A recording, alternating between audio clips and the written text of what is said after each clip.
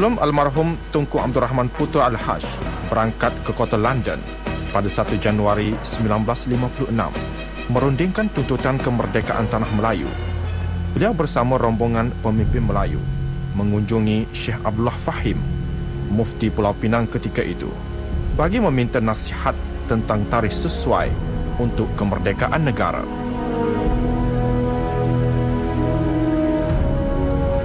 Syekh Abdullah Fahim berpesan supaya jika tarikh untuk pengisytiharan kemerdekaan tidak pada 31 Ogos 1957, maka pada tahun-tahun berikutnya sebelum 1962 adalah tidak baik bagi orang Melayu untuk mengisytiharkan kemerdekaan.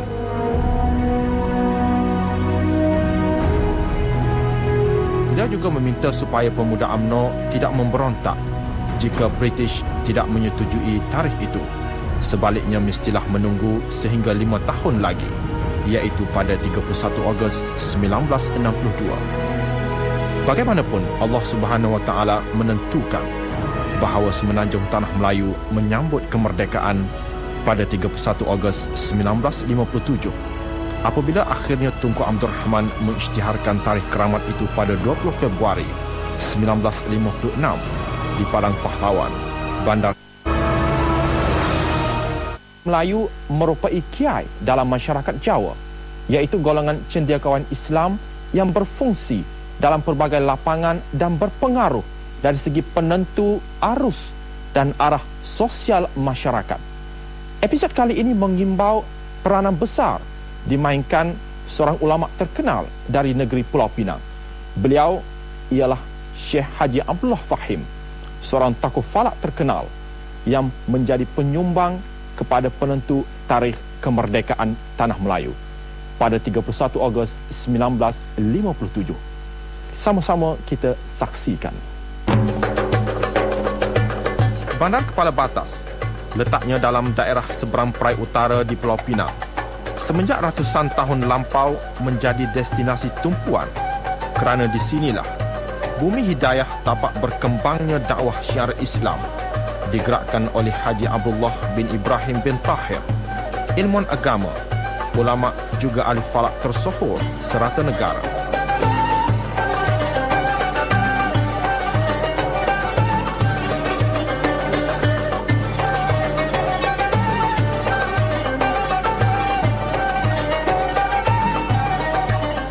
Mungkin ramai tidak menyedari bahawa di kawasan perkuburan Masjid Jami'ul Badawi Kepala Batas inilah bersemadinya jasad Syekh Abdullah Fahim. Bersebelahan makam anaknya beliau, juga ulama tersohor, Allahyarham Datuk Haji Ahmad Badawi.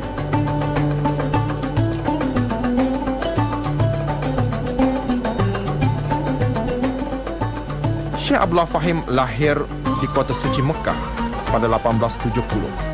Membesar sekaligus mendalami ilmu keagamaan dengan lebih 30 guru serta ulama sebelum pulang untuk berdakwah di tanah air pada 1922.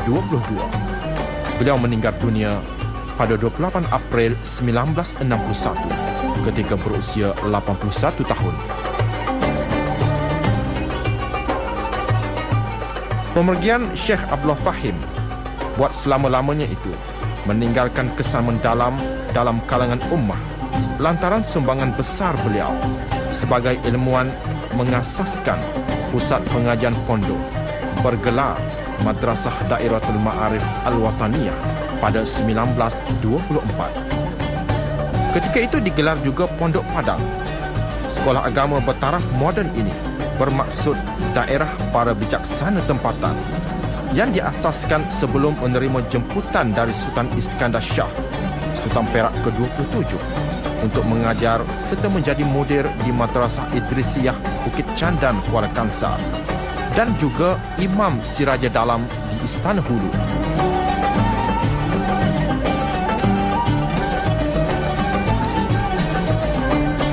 Al-Wataniyah membawa maksud Bumi Putra, bertujuan menyediakan pengajian Islamik dalam kalangan anak tempatan.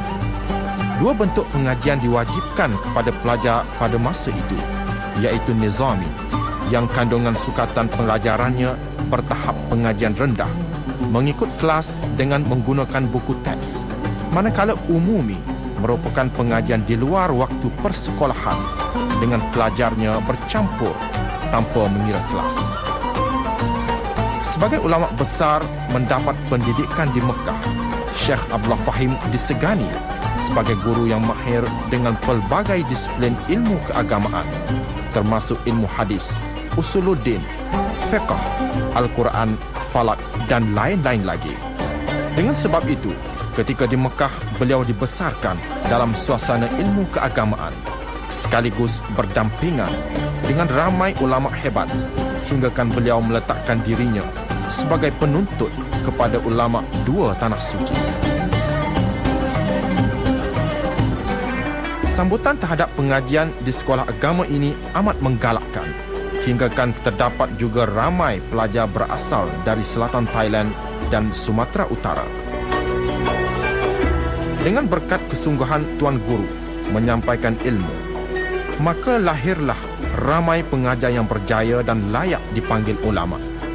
Antaranya, anak Syekh Abdullah Fahim sendiri, Datuk Haji Ahmad Badawi, Ustaz Syekh Abdul Halim Hilmi, Ustaz Haji Ahmad Hashim, Ustaz Haji Ahmad Maliki dan seniman negara Allahyarham Tan Sri P. Ramlee.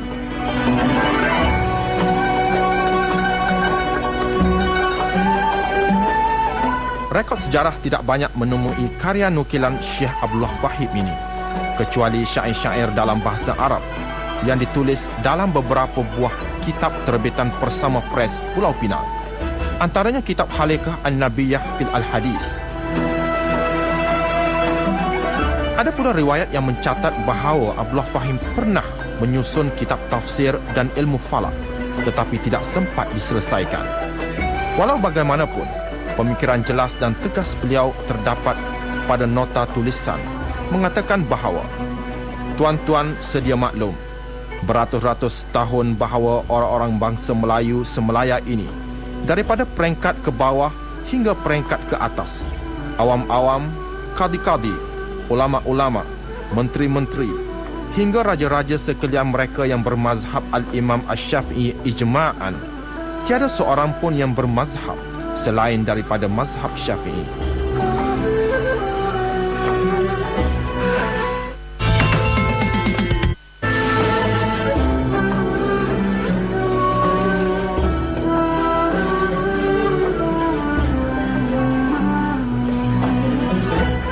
Penglibatan Syekh Abdullah Fahim dalam pergerakan politik tanah air secara terang-terangan diketahui umum apabila beliau menyertai UMNO pada 1946, sekaligus ahli UMNO pertama Pulau Pinang.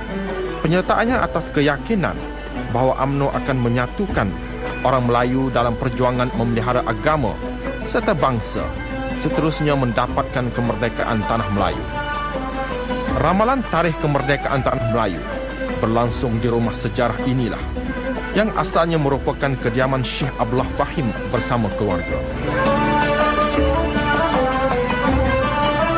Disebabkan kesibukan dan tumpuan Syekh Abdullah Fahim terhadap tugas harian dan kerja-kerja dakwah, beliau tidak sempat mengarang buku seperti kebanyakan ulama lain, hingga akan terdapat petikan penuh makna berbunyi, Tuan Guru Abdullah Fahim bukan mencetak buku untuk ditatapi masyarakat, tetapi mencetak manusia-manusia yang menjadi pedoman serta ikutan masyarakat.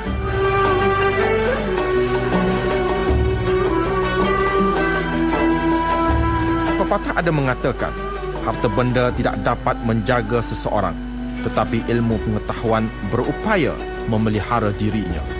Amat jelas bahawa pengajaran agama yang diperturunkan oleh Syekh Abdullah Fahim menepati pegangan beliau bahawa ilmu pusaka adalah jauh lebih penting dari harta benda. Benar, pepatah mengatakan bahawa harimau mati meninggalkan belang, manakala manusia mati meninggalkan nama, yang amat bertepatan dengan sumbangan besar Syekh Abdullah Fahim sepanjang zaman.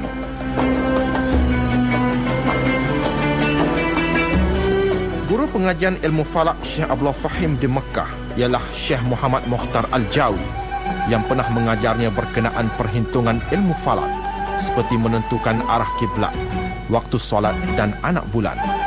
Namun agak malang sekali apabila tiada sebarang kitab pengajaran Syekh Mukhtar ditemui maupun naskah tulisan berkaitan ilmu falak dihasilkan Syekh Abdullah Fahim.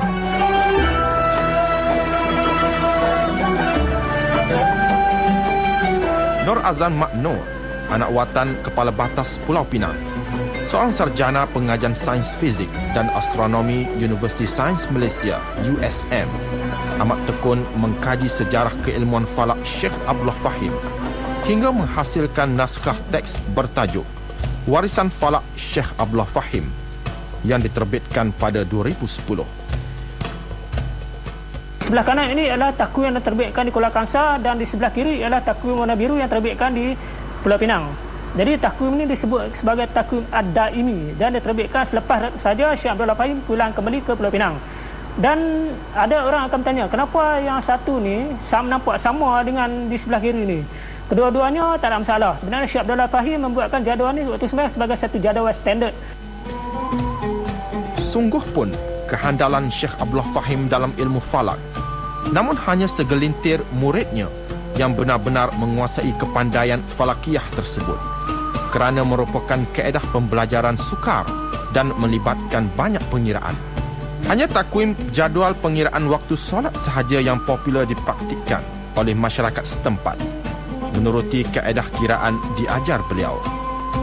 Dan Syekh Abdullah Fahim pun menetap di Kepala Batas ini ya, dan membuka sekolah Dairatul Ma'arif Al-Waqaniyah, dan pada tarikh itu adalah pada tahun 1948. Maka dalam jadual ini tercatat tahun 1948, tetapi jadual ini telah pun dibuat beberapa tahun sebelumnya, iaitu semasa Syekh Abdullah Fahim mula-mula menjadi muda pada tahun 1932. Syekh Abdullah Fahim mendirikan rumah tangga sebanyak 2 kali. Pertama, bersama Hajah Wan Haji Abdullah di Mekah, beroleh 4 cahaya mata, 3 lelaki, 1 perempuan. Antaranya Datuk Haji Ahmad Badawi, iaitu ayahanda kepada Perdana Menteri Malaysia ke-5, Tun Abdullah Haji Ahmad Badawi. Sememangnya sejak kecil, Tun Abdullah amat rapat dengan datuknya Syekh Abdullah Fahim. Sifat terpuji yang berwibawa sebagai tuan guru, berhemah tinggi, tenang tetapi tegas, pemimpin disegani dan kepetahan berhujah, Syekh Abdullah Fahim banyak diwarisi Tun Abdullah hingga kini. Tapi yang ganjilnya kalau malam Jumaat, di rumah saya tu, di luar saya baca Quran, di belakang tu orang perempuan tu 3-4 orang baca Quran tu. Dia seorang boleh kontrol semua tu. Tapi semua baca surah masing-masing. Kalau yang dewasa tu baca suratul Kahfi. Tapi dia boleh tahu siapa yang baca tak betul. Can you imagine listening tu. Yang di belakang orang perempuan, yang lelaki orang depan tengok. Ketokohan datuk dan ayah Tun Abdullah bukan sahaja dalam kalangan mata masyarakat, malahan serata negara, sentiasa menjadi kebanggaan Perdana Menteri Malaysia ke-5 ini. Tun Abdullah dilahirkan pada 26 November 1939 di Kepala Batas Pulau Pinang. Hampir 60 tahun berlalu, namun kenangan meluangkan masa bersama Syekh Abdullah Fahim tidak dapat dilupakan. Dia suka pergi ke market tau. Dia suka pergi market. Dia kami ikutlah. Saya kadang-kadang gilir saya, kadang-kadang orang lain pergi. Dia pergi lah dia tu. Bila dia pergi tu, dia tu yang di kedai tu semua sibuk nak jual ikan kat dia. Setengah tu tak jual, ambil ikan 2-3 ekor dia bubuh lah kata tu, bubuh lah buluh, bubuh lah dalam ni bakul. Saya lah kena bawa bakul. Tidak ramai mengetahui bahawa Syekh Abdullah Fahim pernah menjadi tenaga pengajar di sekolah Syekh Wan Sulaiman Wan Siddiq di Limbung Kapal Alusta selama 4 tahun sebelum pulang ke Kepala Batas untuk memulakan sesi pengajian di rumahnya sendiri, bercorak umumi, tanpa kelas, dengan beberapa orang murid sahaja. Perkembangan pesat Madrasah Dairatul Ma'arif Al-Wataniyah amat jelas menjelang 1927 hingga 1931, dengan jumlah pelajarnya dari segenap rantau Nusantara mencecah 1,500 orang.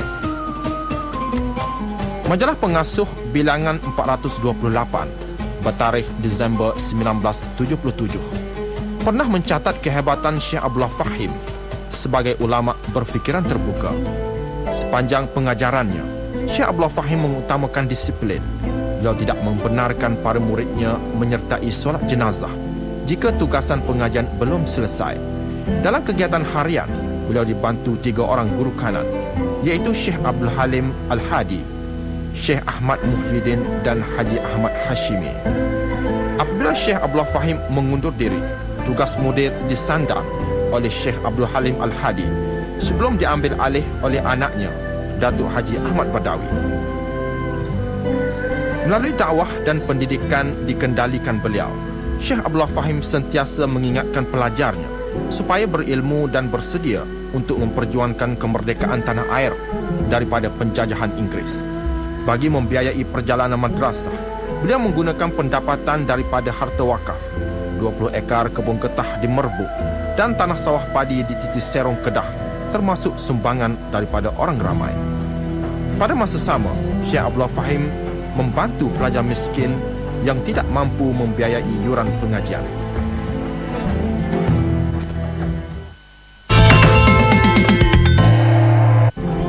Apabila Melaya diberi taraf berkerajaan sendiri dengan Yang Teramat Mulia Tunku Abdul Rahman dipilih merundingkan kemerdekaan negara dengan penjajah Inggeris, Tunku berkenan menjadikan Syekh Abdullah Fahim sebagai pakar rujuk untuk mengilhamkan tarikh 31 Ogos 1957. Setelah kemerdekaan dicapai, Syekh Abdullah Fahim dilantik memegang jawatan Mufti Pulau Pinang yang pertama, menjadi pakar rujuk dalam hal ehwal keagamaan peringkat negeri.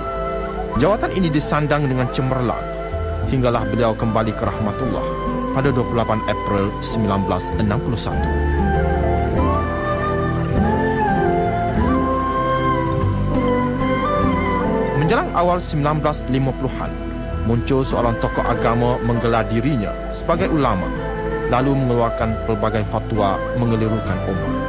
Dia mencabar mana-mana ilmuwan Islam berdebat dengannya secara terbuka jika bercanggah hukum, namun tidak bersahut kerana ramai menyangka dia benar-benar hebat serta berilmu tinggi. Sehingga cabaran itu mendapat reaksi Syekh Abdullah Fahim dengan persiapan berdebat dirancang di perkarangan Madrasah Dairatul Ma'arif Al-Wataniyah. Ramai ulama dan tokoh agama dari segenap negara hadir sebagai tetamu.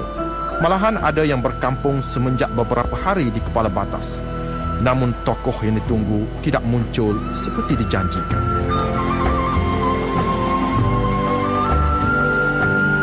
Sifat terpuji Syekh Abdullah Fahim sentiasa mengamalkan sifat sederhana dalam segala hal. Tindakan diambil secara berhemah dengan melihat hikmah di sebalik kejadian.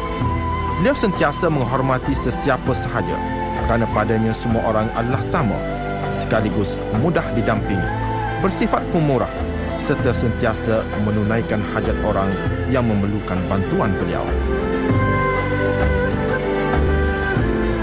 Hingga kini masih terdapat tinggalan tulisan tangan Syekh Abdullah Fahim tentang pentingnya bangsa Melayu berpegang kepada amalan Ahli Sunnah wal Jamaah dalam kitab Al-Hadiqah An-Nadiyah Al-Hadith yang disusun oleh Abi Abdil Hai Muhammad Isa bin Ibrahim Ar-Rawi Al-Filfulani pada 1933. Syair sejarah perjuangan Syekh Abdullah Fahim dikarang sendiri beliau bersama Datuk Haji Ahmad Badawi, dikumpul serta dibukukan oleh Tuan Haji Abdul Aziz Haji Abdullah, bekas pelajar Dairatul Ma'arif Al-Wataniyah. Terdapat juga riwayat mengatakan bahawa Syekh Abdullah Fahim pernah menyusun kitab tafsir dan ilmu falak, namun tidak sempat diselesaikan. Pada masa sama, banyak kitab fiqh karangan ulama tersohor seperti karangan Muhammad Az-Zahari Al-Ghamrawi menjadi rujukan pengajian pelajar bersama-sama kitab-kitab lain seperti Al-Kawakib Ad-Dariyah oleh Syekh Muhammad bin Ahmad bin Abdul Bari Aziz, juga hadis pilihan Imam Bukhari oleh Abi Abdullah Muhammad Ismail Al-Bukhari, serta banyak lagi menjadikan madrasah pimpinan beliau sebagai pusat ilmu Nusantara. Kerana memiliki sifat-sifat terpuji dan sentiasa mendekatkan dirinya dengan Allah Subhanahu wa taala, maka Syekh Abdullah Fahim dikurniakan beberapa keistimewaan tertentu sehingga penduduk setempat menganggapnya sebagai karamah. Beberapa peristiwa aneh terjadi.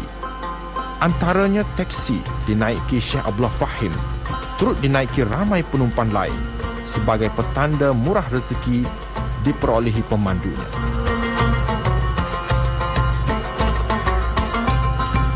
Tuan Haji Mokhtar Mat Zaman kini menetap di Kampung Raja, Simpang Pulai, antara murid ilmu falak yang pernah berguru dengan Syekh Abdullah Fahim. Kaedah pengiraan falak bagi penentuan arah kiblat dan waktu solat dengan petunjuk jam matahari merupakan subjek penting dipelajari.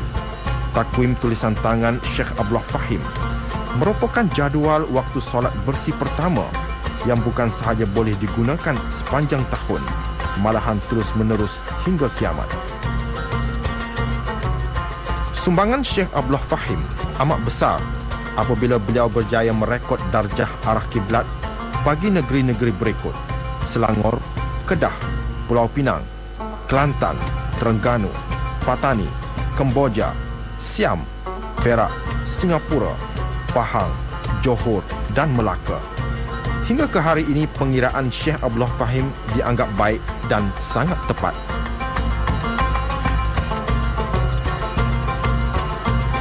Ramai tidak mengetahui bahawa sepanjang kerjaya Syekh Abdullah Fahim sebagai mudir Madrasah Idrisiyah, beliau mempunyai banyak idea menarik, antaranya membina balai cerapan bintang. Namun bukanlah dalam erti kata sebenar, melainkan hanya sebuah lubang dalam yang digali berbentuk seakan-akan perigi. Justru sebuah perigi sedalam 4 meter telah ditemui berhampiran surau lama di tepi laluan menuju makam diraja Masjid Ubudiyah, Kuala Kangsar, Perak, ketika rombongan unit penyelidikan ilmu falak Universiti Sains Malaysia USM meninjau lokasi Bukit Candan pada 25 Ogos 2005. Ilham pemilihan tarikh kemerdekaan yang dicongak Syekh Abdullah Fahim tentunya mempunyai justifikasi memandangkan pengiraan dibuat teliti dan mengambil kira banyak aspek astronomi. Mungkin juga dorongan tarikh 31 Ogos 1957 dipilih secara istimewa, mungkin dengan melihat kedudukan buruj-buruj bintang yang boleh kelihatan pada waktu maghrib sempena detik kemerdekaan. Syekh Abdullah Fahim lebih arif serta bijaksana untuk meletakkan simbol dacing sebagai tanda pada kaedah pembilangan tarikh mengikut jumlah hari dengan merujuk kepada keadaan buruj Libra ketika terbenam matahari menjelang detik kemerdekaan. Dacing adalah perlambangan keadilan yang dikaitkan dengan perjuangan bidang perundangan sejagat. Syekh Abdullah Fahim dikenang sebagai ilmuwan agama berkaliber, meninggalkan kesan mendalam terhadap generasi kemudian. Paling nyata adalah sumbangan pusat pengajian Islam yang kini semakin relevan, melahirkan cedik pandai yang bertakwa. Madrasah Dairatul Ma'arif Al-Wataniyah sentiasa menyahut seruan untuk melangsungkan tradisi keilmuan di negara ini. Pak Yim meninggal pada usia 92 tahun dengan menabur banyak ilmu ukhrawi serta duniawi, khususnya dalam bidang ilmu geografi dan astronomi. Semoga Allah Ta'ala merahmati ruhnya bersama para awliya dan syuhada di jannah. Amin dan Al-Fatihah.